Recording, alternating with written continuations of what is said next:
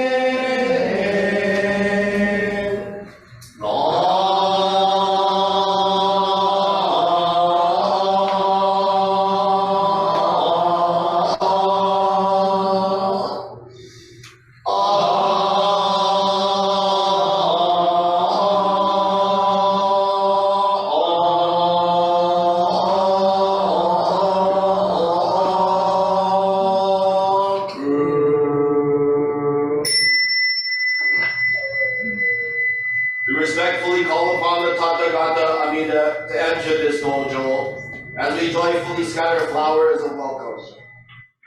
We respectfully call upon the Tathagata Shakyamuni to enter this dojo, as we joyfully scatter flowers of welcome.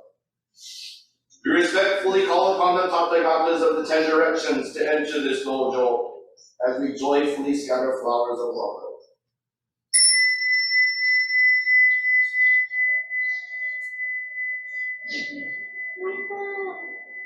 Today, on this occasion of the 2024 Venice Honganji Buddhist Temple Pet Memorial Service, the members of the Venice Honganji Buddhist Temple have reverently come before Amida Buddha in memory and tribute for all those past loved ones.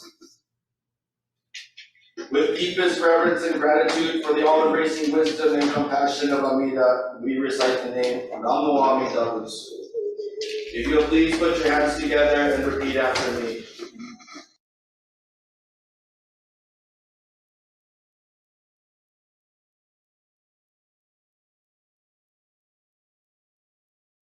Namo Amida Butsu. Namo Amida Butsu. Namo Amida Butsu. Namo Amida Butsu. Namo Amida Butsu. Namondo, Namondo, Namondo.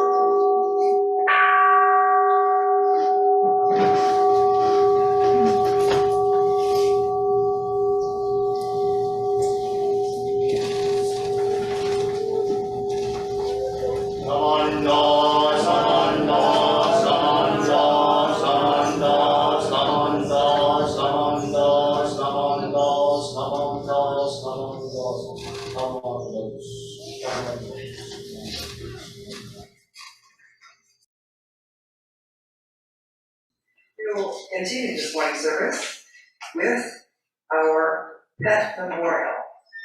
So I'm going to read the family's name, and then you'll come up and do the Oshoko. And then after you do Oshoko, please come get your card and place it behind the candle, and then light the candle. Okay? So we'll start with, because we have to go upstairs to hospital.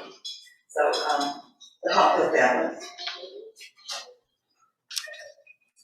Our many cats, fish, birds, rabbit, frog, and butterflies that we have had over the years. Every single one of them was precious and gave us much joy.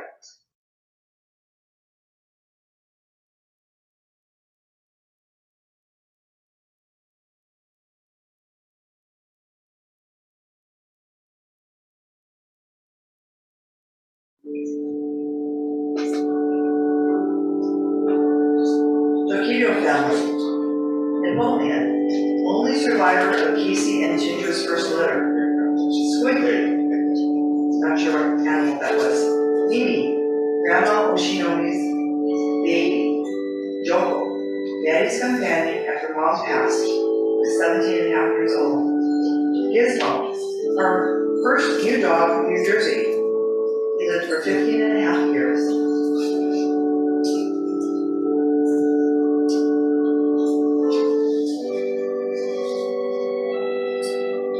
Oshinomi family.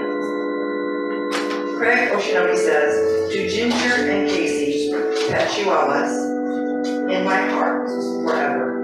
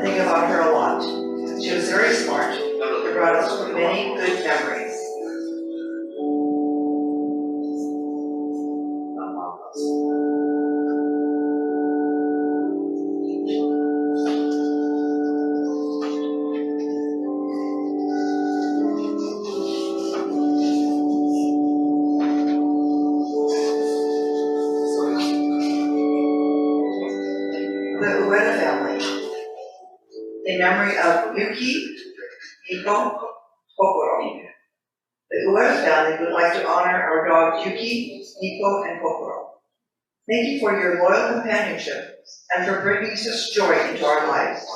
We miss you dearly and cherish all the memories.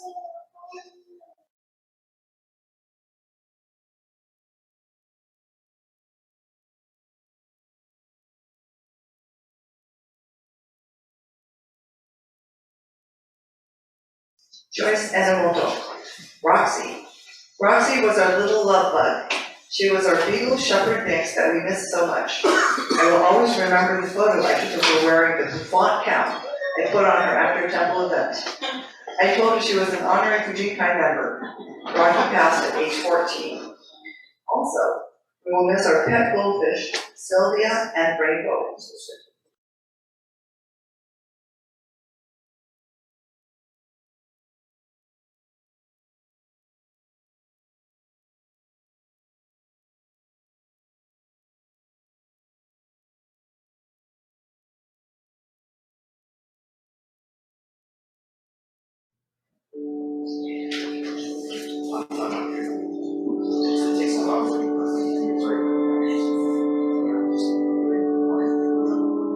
These are the pet companions of Diana Sensei, in memory of Jack the dog, Harry the hamster, Giblets the hamster, and Chino the cat.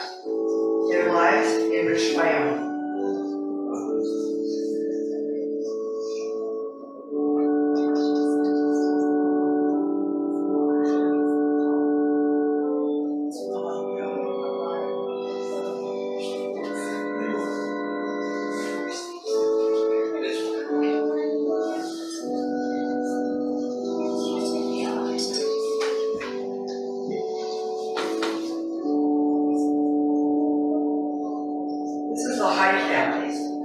In memory of Mouse the cat. He took good care of our daughter Trish when she was little. They played together and ate together and slept together. It was a sweet cat kept, and we miss him. This is for Anne White.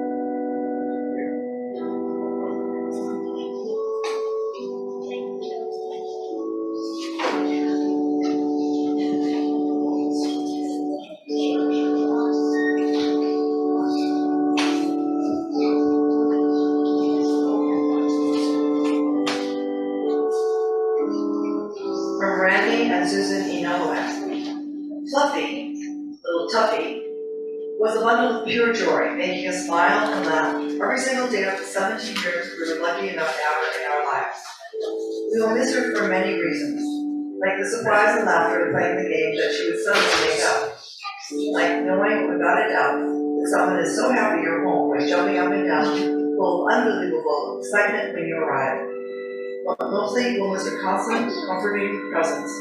She was just so smart, sweet, and spirited.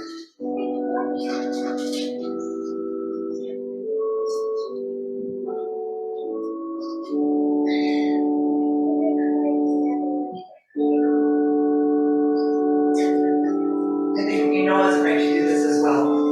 This is from Joan Inoa. My Pomeranian's name is Quon.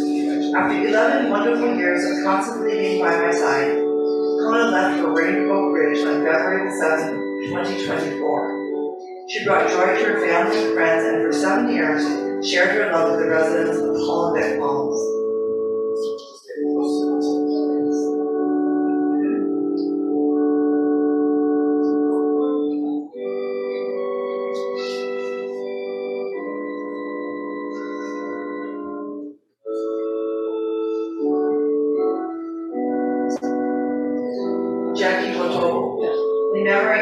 Coach and Riba Hisashima.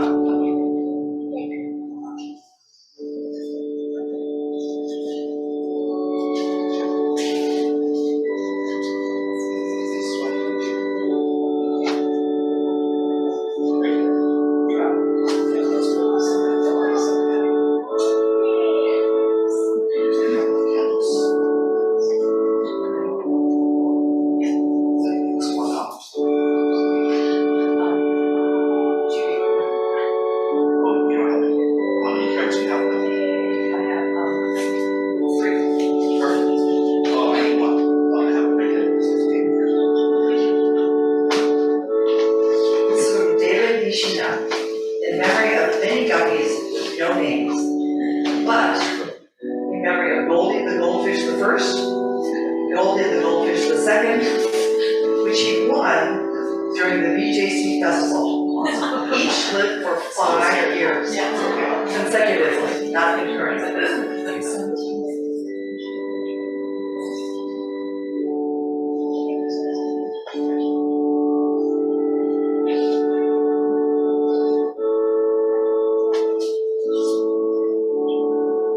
The Andrews family, in memory of Kay Cat, 2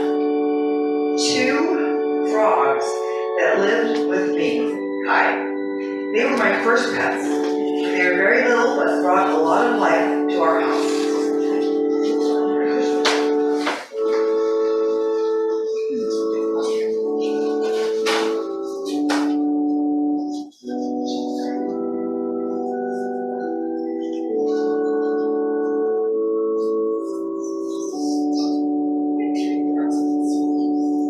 This is from the Notiki family. 1 year ago, February 14th, 2023, we lost our dear golden retriever named Sumi-chan. She was a playful dog with a soft soul. She loved to catch tennis balls, but was also able to catch even the smallest treats thrown her way. We thought she should be an outfield for the Dodgers. We will always miss our Sumi-chan.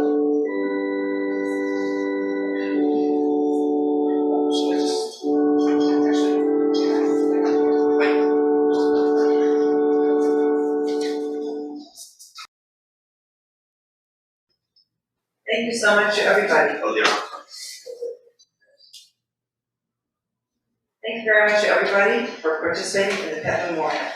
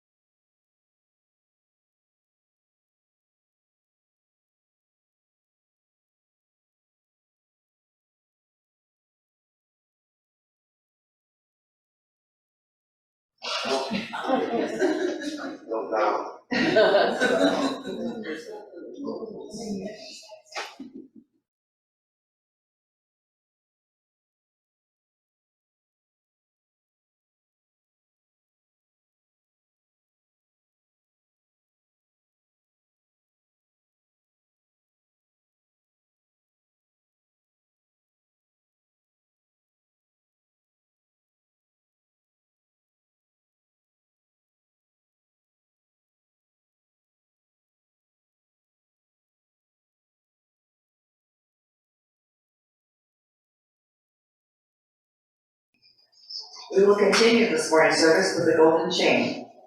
It is in the Brown Service Book on page 6. The golden chain. I am a link in Amita's golden chain of love that stretches around the world. I will keep my link bright and strong. I will be kind and gentle to every living thing and protect all who are weaker than myself.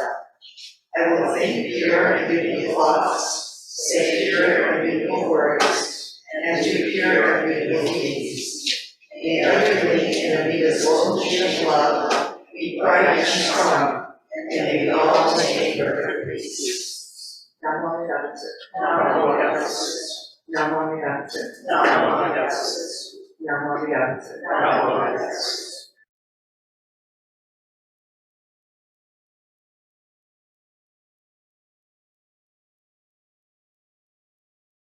We will now sing the Gatha, Buddha Loves You, which is on page 33 of the Ground Service book.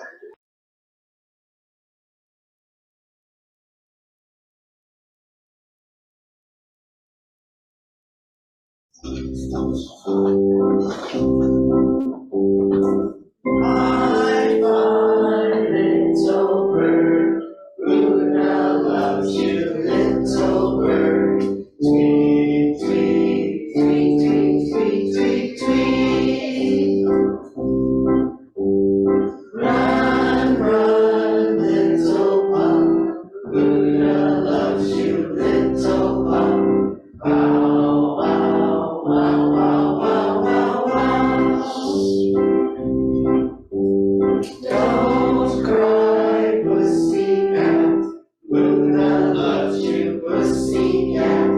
Meow, meow, meow, meow, meow, meow, meow. Swim, swim, little fish, Buddha loves you, little fish.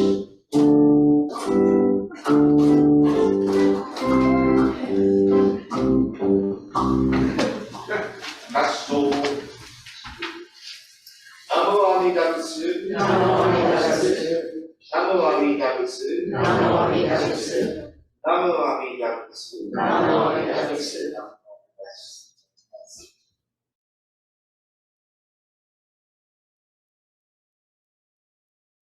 Please remain standing as Kory Sensei leads us in the reading of the Hyobyaku-mon and the Three Treasures.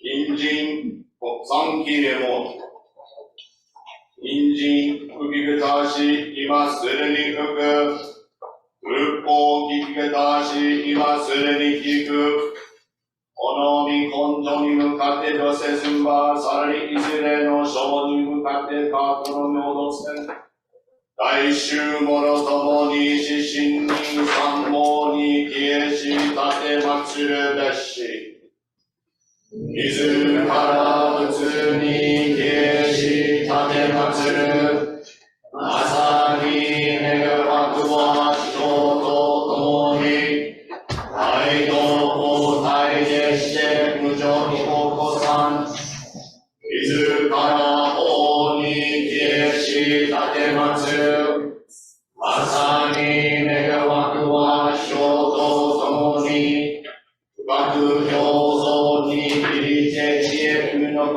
とくならん。自らそうに消し立てまつる。まさに願わくは人と共に、来週を取りして一切無限ならん。無常人人妙の法。百千万号にもあよことかたし、我今検問し、受持することを得たい。願わくは如来の真実義を消し立てまつらん。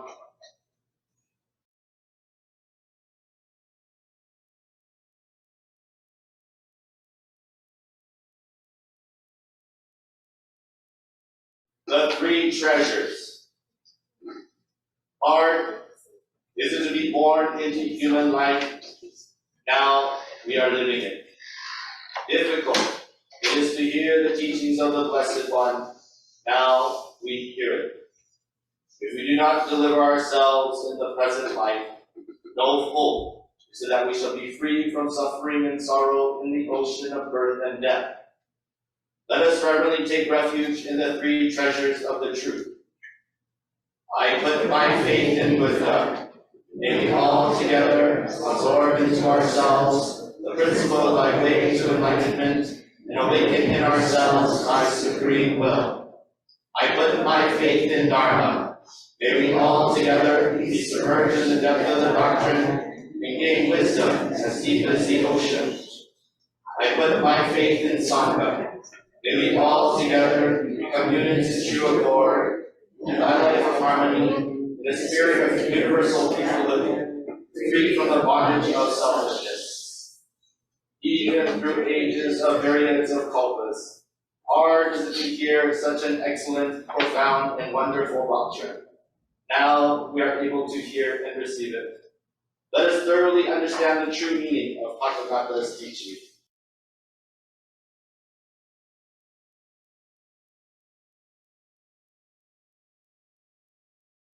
Namo Amida Butsu. Namo Amida Butsu. Namo Amida Butsu. Namo Amida Butsu. Namo Amida Butsu. Namo Amida Butsu.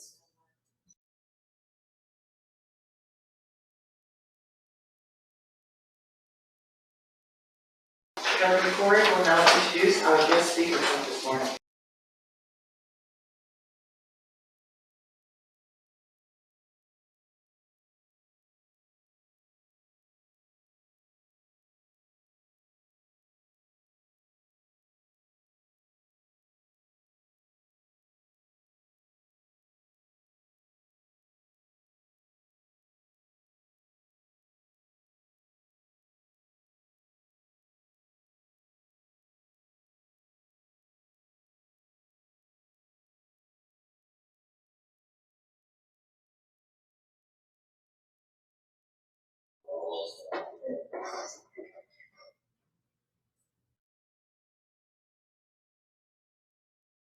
Good morning, everyone. Morning.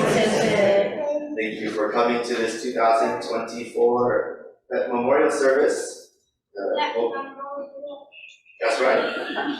You know, I'm amazed how many pets have passed away in the last couple of years.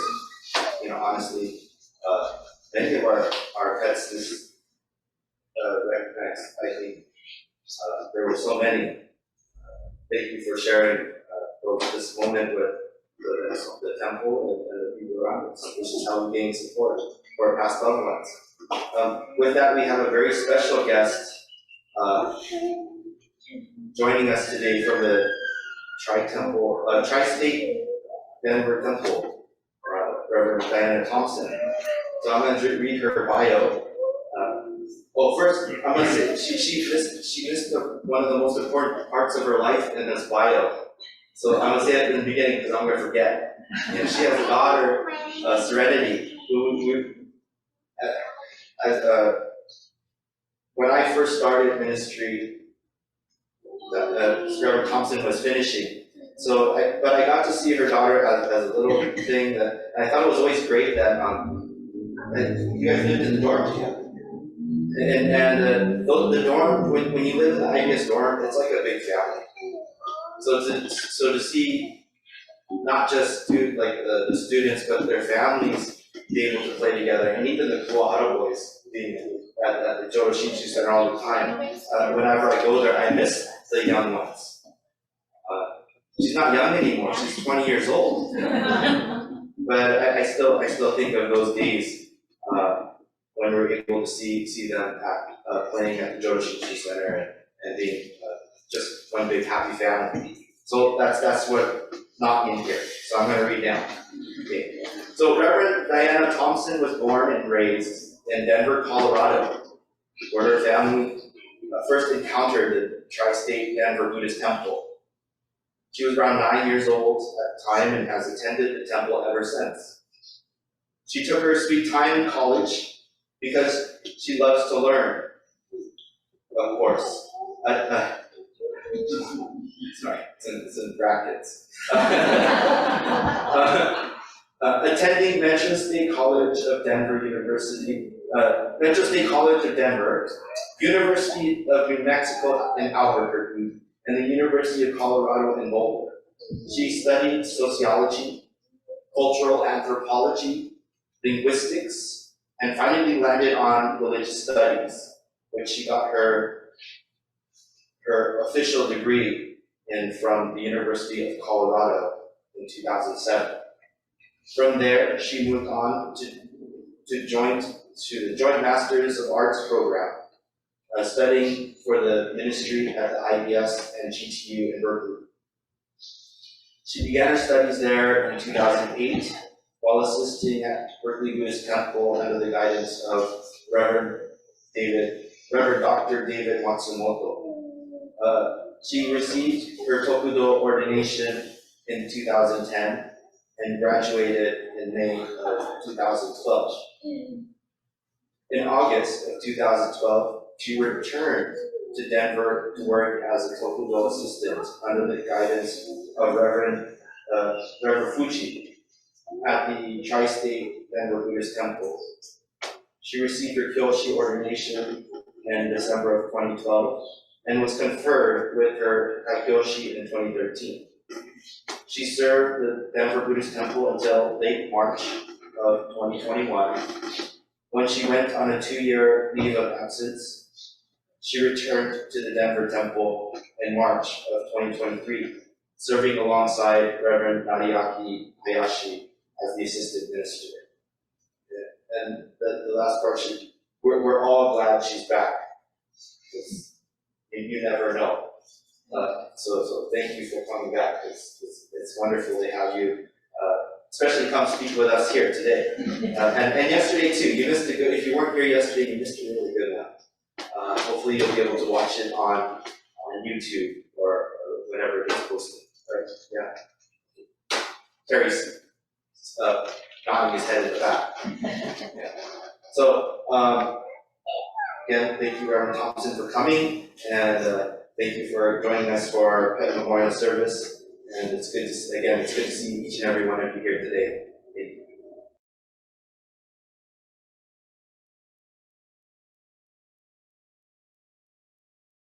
Hey, thank you, Reverend Kory, and thank you all for having me today. I'm really happy to be here.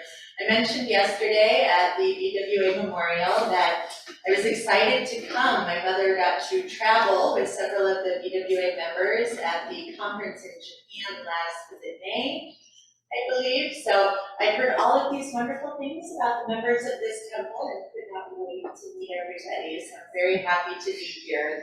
And I'm sorry that Reverend Kory said I did such a great job yesterday because now the bar is set a little high. I hope that we're going to be able to repeat that today.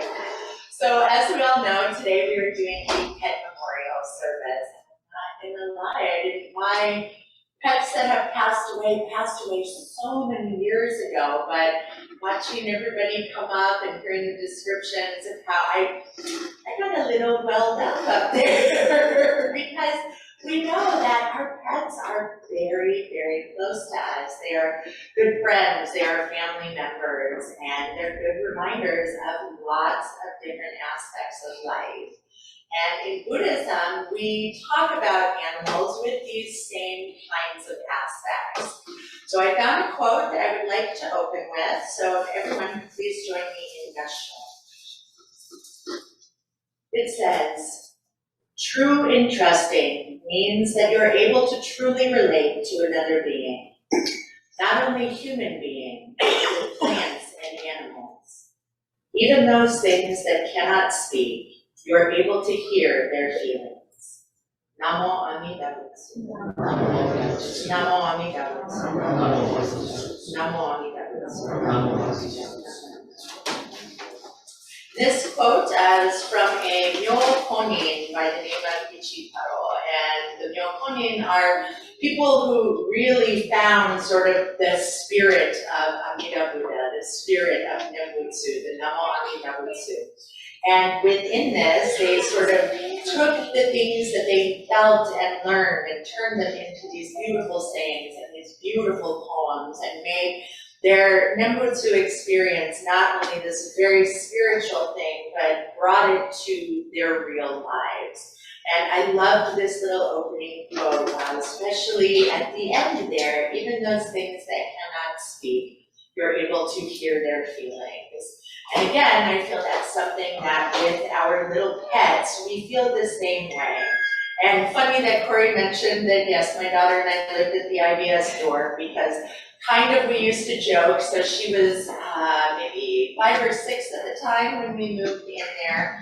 I was the dorm manager, and so I was doing things like collecting the rent from all the students, and they called her sort of the little dorm pet because they would let her sit in their rooms and she would read or she would quietly play. So I'd come looking for her and there she would be sitting there at the feet of one of the students while they studied. And when we'd collect rent, she did it in a little remote control car that she would run into their doors to knock on it. And so these little, all these little things, and they're like, oh, she's like a little pet around here. But going back to the idea that our animals, our pets, have all these different aspects to them. So in Buddhism, we see a lot of animal imagery and talk about a lot of animal imagery. Now, one of the things we talk about would be the 6 realms of existence. And the 6 realms of existence are, in some traditions, we talk about them as different places that you reincarnate in order to come to a level where you can be in the human realm, which is the perfect realm to hear the Dharma and to awaken. In our tradition, we veer more towards, we don't talk about the 6 realms so much, but veer towards the idea that all of these different realms, from the heavenly realms of the devas to the very, very scary kind of evil hell realms, all of these are aspects of ourselves. And one of the aspects is the realm of animals, or the realm of beasts.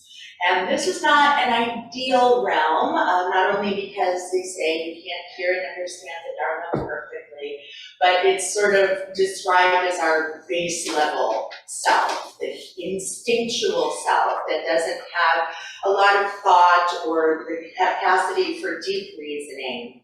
And so it's hard to attain enlightenment in this realm. Now, in this sense, it seems that animals are kind of looked at in a negative light.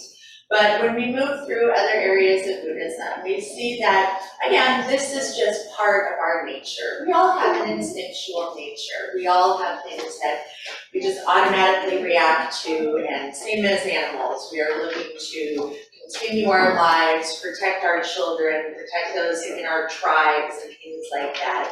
And these are maybe our base natures, but they're not entirely bad. In other areas of Buddhism, when we're looking at animals, we see things like the Jataka tales. And the Jataka tales are stories about Shakyamuni Buddha's past lives.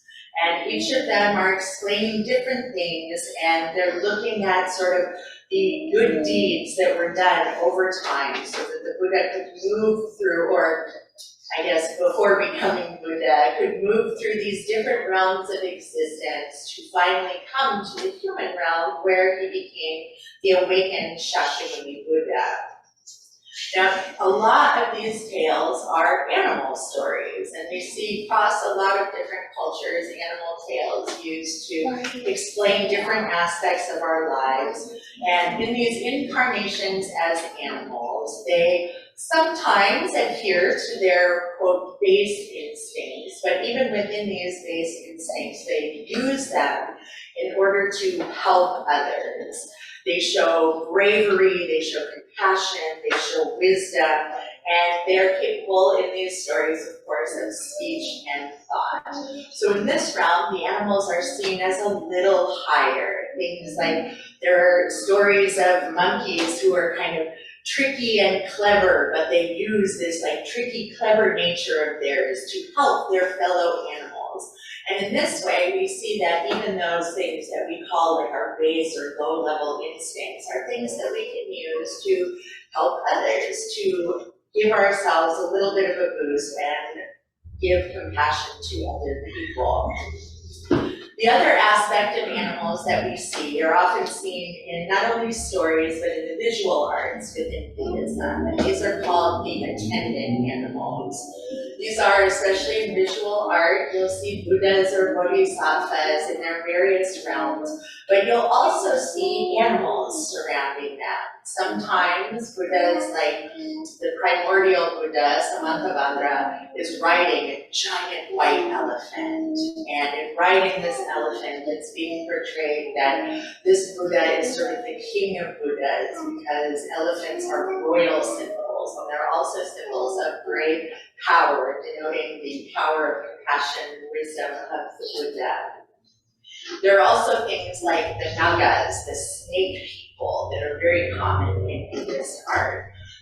Nagas, these snake people, they are the keepers of wisdom. So a lot of time they have stories of the Buddhas or the Nagas holding little treasure chests down at the bottoms of lakes and rivers. And when the time is right, they will bring them up from the bottom and hand them to somebody that they find particularly wise. And one common story of the Nagas is of the Naga king Muchalinda, who, when the Buddha had attained enlightenment, he remained seated for a while, but all of a sudden a great storm came up and started raining all over the Buddha. Well, Muchalinda saw this and decided that, oh my gosh, I have to protect him.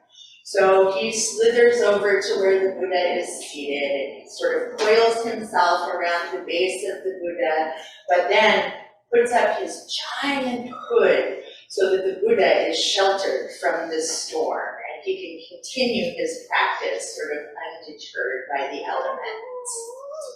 Now, when we look at the Naijing, it's covered by the claws, so I guess don't look too closely. But later on, when you're able to see things like the tables, we have these elaborate carvings up here, and all of them are aspects of the pyramid itself.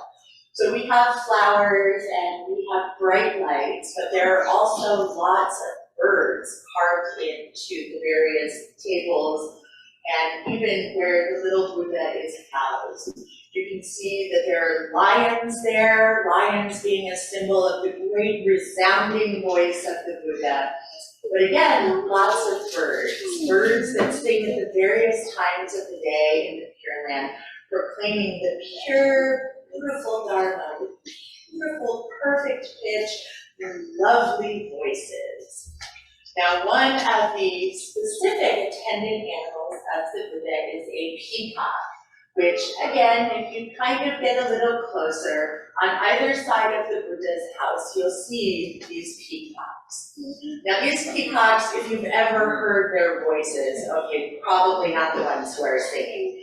They're very loud, very obnoxious. So they don't sing, they are mere representations. And this animal was chosen because in certain areas where the peacock lives, they eat a specific seed. And this seed to many animals is very poisonous, so they cannot eat it. However, when the peacock eats this seed, the colors in its tail get really bright and vibrant. And so as a representation, this peacock represents the idea that the greater our poisons, our little foolishness, the brighter the light of our becomes, and the greater that wisdom and compassion is that comes toward us.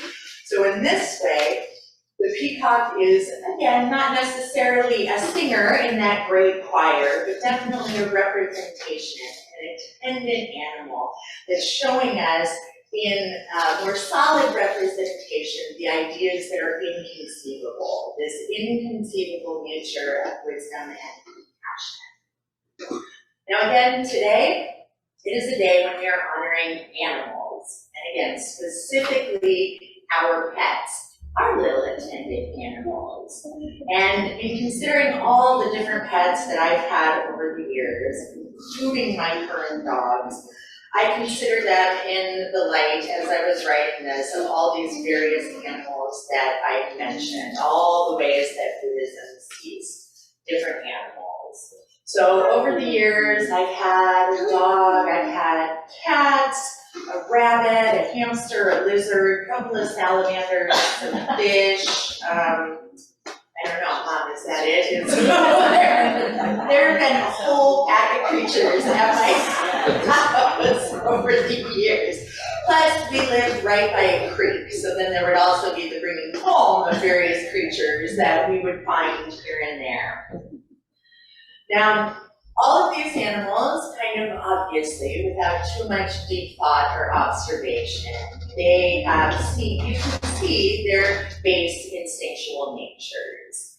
They needed food, they needed water, they needed a space to sleep and be safe, and all of these things, you had to clean their tanks regularly, and these are sort of what we think of when we think of our, quote, base instincts. However, within that, with some of these creatures, I also was able to see that capacity for knowledge.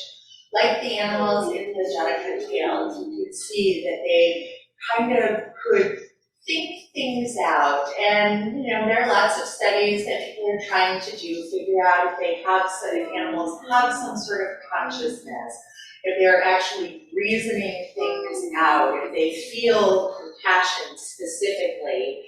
But I don't know, I think that we tend to anthropomorphize animals. We tend to compare them with ourselves as humans. And I certainly don't see anything wrong with seeing these little bit higher levels, the animals thinking and trying to be kind to each other.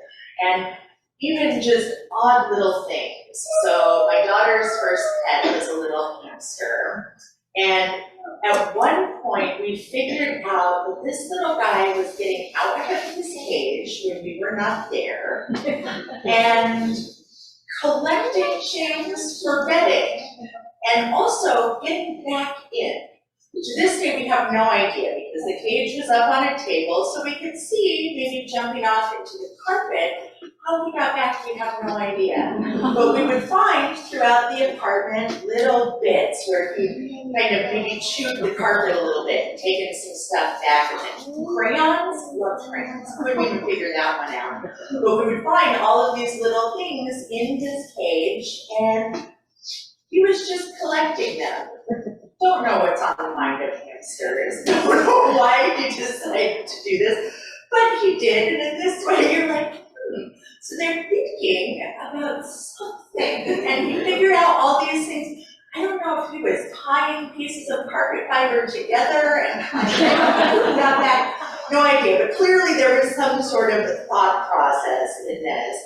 And in that way, again, you can kind of see, like, okay, they have these base instincts, but they also have this capacity for something greater.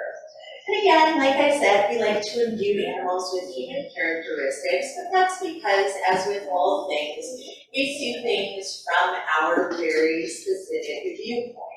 So it's easier to understand, to think that, you know, maybe this hamster had some big master plan, and that made it funnier even. And so when we see these things, we sort of think about the idea that, okay, we see examples of animals possibly being capable of compassion and kindness. And again, there's this level of instinct where they want to keep their little packs safe, where they want to keep their families safe, because the base instinct is for survival, of course. So are they being kind, or are they just being naturally protective? And it's hard to know. But the animals, you know, they're programmed to survive, but then I see things on the Nature Channel, like the elephants that go into the elephant graveyards and pick up bones and then start trumpeting like they're lamenting something. And you wonder, do they have this love? Do they have this compassion? And I'm always convinced that that's what they were doing. But I've also seen examples too, where if you have two pets in the house that have been together a long time and one of them dies, it seems like the other one also lamenting. They get kind of despondent and sad that their friend has gone away. And they, you know, so animals, they are something greater. And going into the attendant level, animals, oh my gosh, our pets, right? They're attendants. They're absolutely there with us. We have some kind of life around us at all times, life that we really can't see, but we really see the attendant aspect of animals when we look at our pets.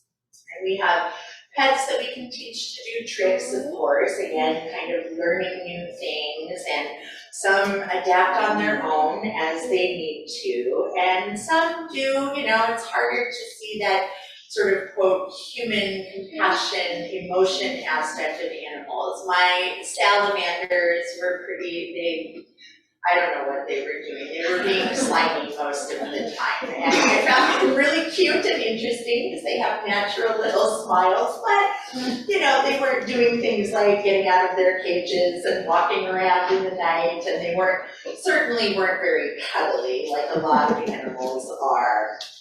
And animals too, they can be these symbols like the peacock, right? So they sort of represent outwardly the owners that they have.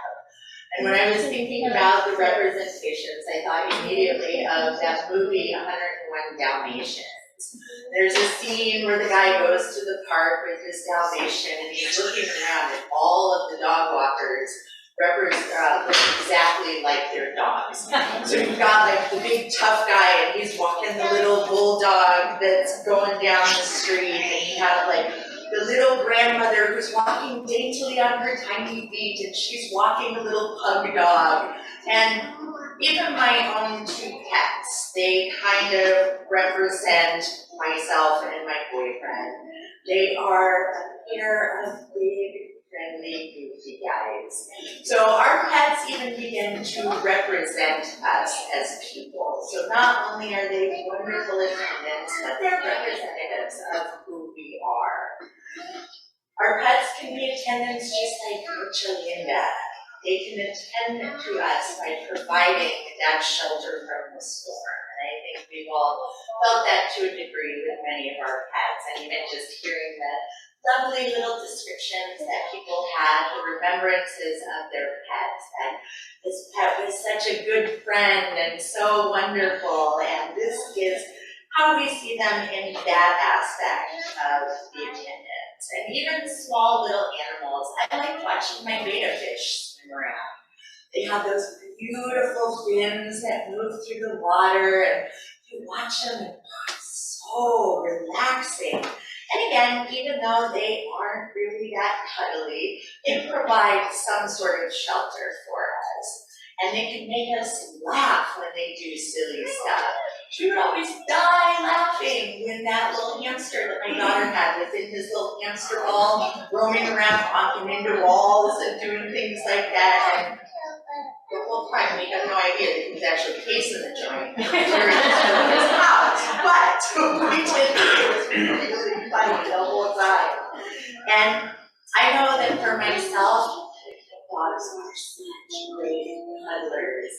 I was telling my mom even last night that, sometimes when I'm having a hard day, if I go to lay down or get on the couch, especially our younger dog, he will get up and just, if I'm laying in bed, he'll even squish into that little space between myself and the edge of the bed and come right up and kind of put his face there, and he'll let me hug him and cuddle him, and this way providing that shelter from the storms.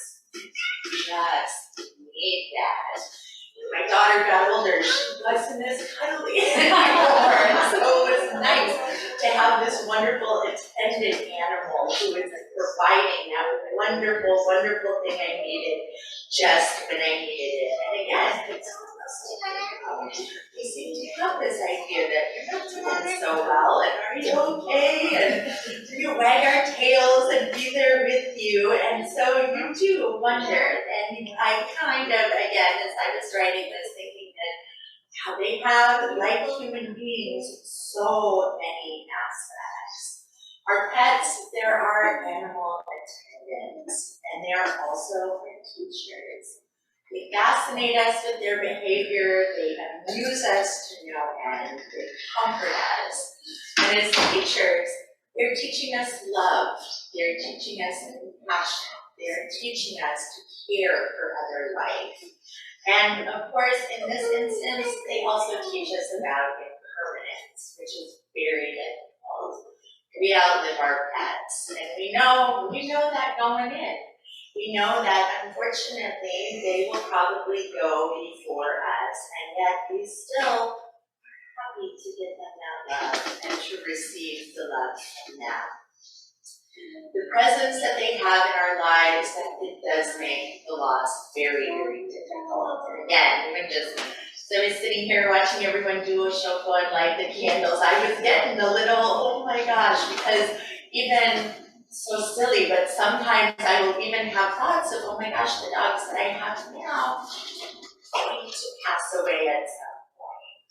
But with them, as with people in our lives, this should also be something that we can realize that they are teaching us not only impermanence, but they are teaching us gratitude. Because we become grateful as we think of that, especially with pets who we know that they're going to go before we do. Oh, we become grateful for all these moments that we have with them, all these things that they do for us and that they teach to us. And we get gratitude knowing that life is so precious and we should appreciate every little fleeting moment that we have because we never know. And so as we think of this, we can, again, look at our pets, we can love them, we can be so grateful for them, and we know that we will also lament when they go. But as with human life, Buddhism does teach that everything is complicated and complex. The lives of our pets are very complex. They are complex as beings.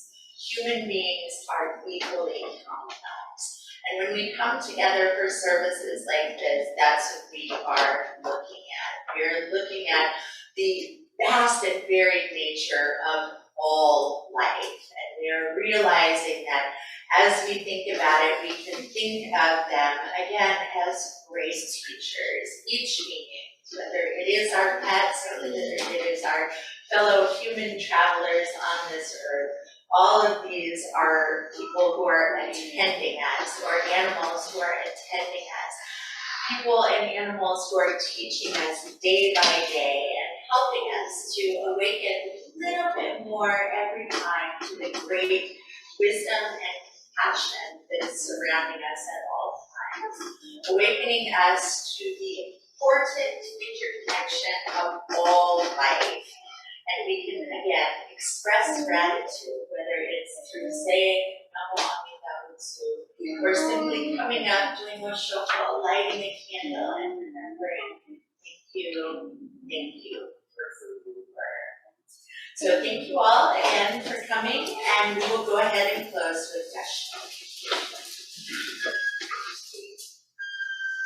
True entrusting means that you are able to truly relate to another being, not only human beings, but with plants and animals. Even those things that cannot speak, you are able to hear their feelings. Namo Amida Butsu. Namo Amida Butsu. Namo Amida Butsu.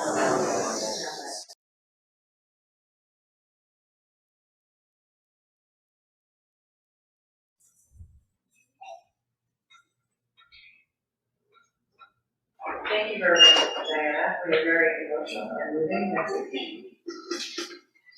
As soon as the Reverend Kory and Modiano Sensei come up to the convention, we will start the reading of the Roku Haramitsu and the 6 Paramitas, which are on pages 4 and 5.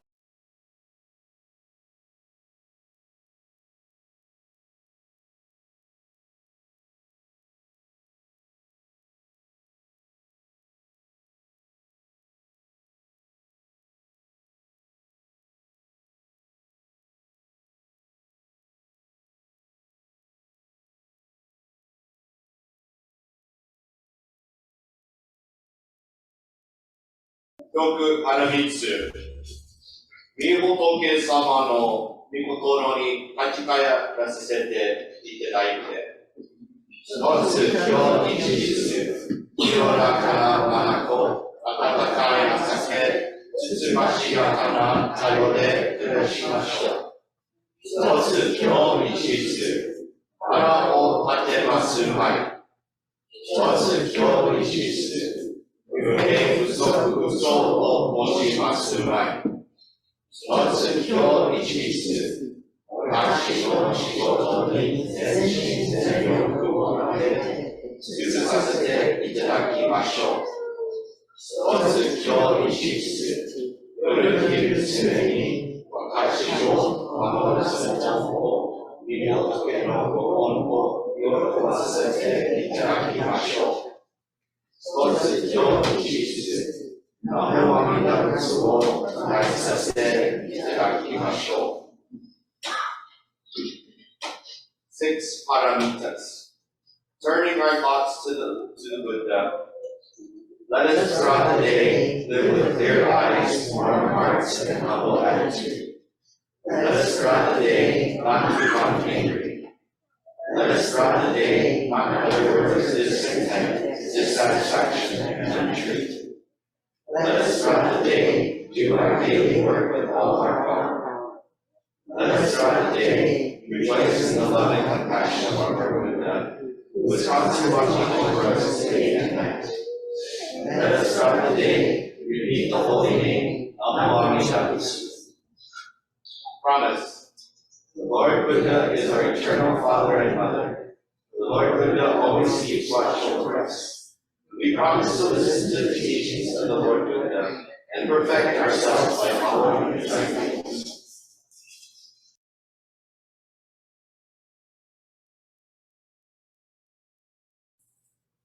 Namo Amida Butsu. Namo Amida Butsu. Namo Amida Butsu. Namo Amida Butsu.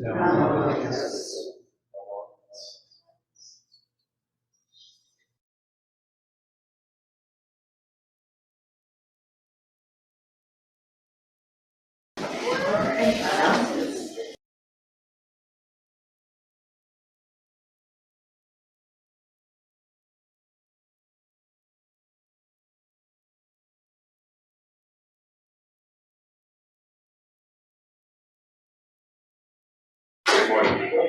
Thank you today, President Thompson, coming and being here. I'd like to thank the families for sharing these for the grants. I would also like to announce that there's no service next Sunday for the DCA Technical Service, Sacramento. If you need the link for the Zoom, you can see me around the corner. Then, I guess that's it. Well, me and Carrie.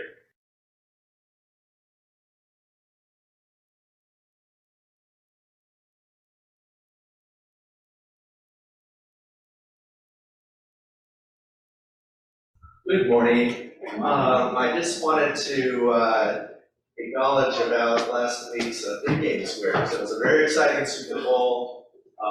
Raised a lot of money for the temple, and I just want to acknowledge the winners. You know, we had Jun Fujioka won the first quarter. Bonbu won the second and third quarter. I think she's in Las Vegas right now. And Dale Noriyuki, who we were all laughing about, had such we got that numbers. He won the final score. So rumor has it that we would have a fundraiser come June when we have the NBA finals. And we'll have more details to follow, but we'll have, it'll be very interesting. It's great moments too. Tomoko won second and third quarters. Yeah, that's what you're saying. Thank you very much for your support for that fundraiser.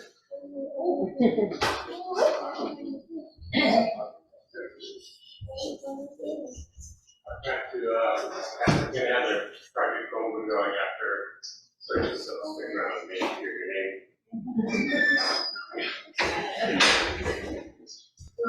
Conclude this morning's service with farewell, which is on page 37 of the Brown Book, followed by the reading of the Benediction. Please stand.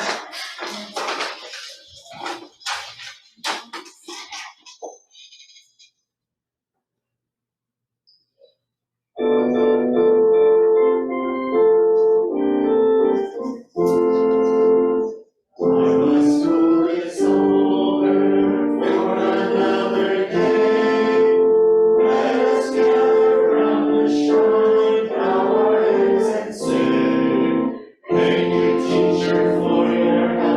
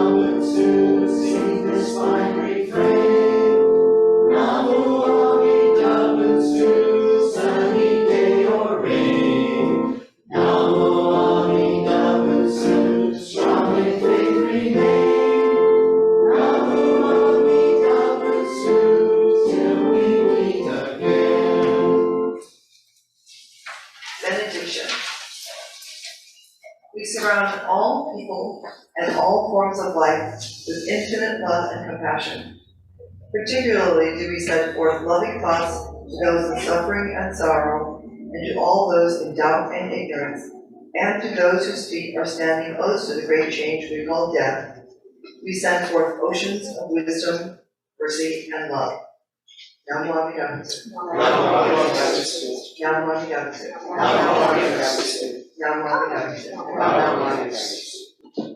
Thank you so much for attending this morning's service, and we will now have our project Bonbu drawing.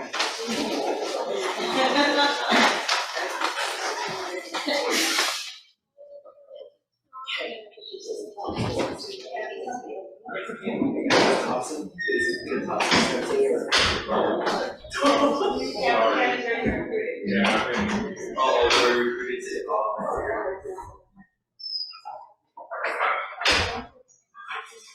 it's a different knowledge. Yeah, you're at the end.